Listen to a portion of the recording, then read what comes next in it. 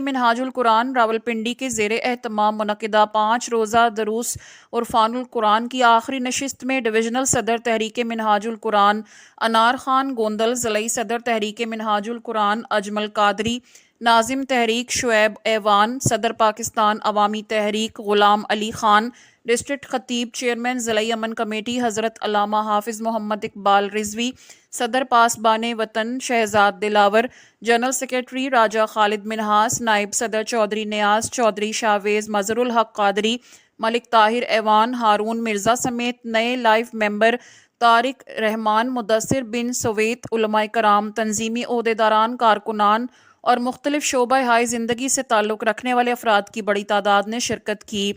شرکاء نے دروس عرفان القرآن کے انعقاد کو ایک اہم علمی اور روحانی پیش رفت قرار دیا اور اسے قرآن فہمی اور اصلاح معاشرہ کے لیے نہایت مفید قرار دیا۔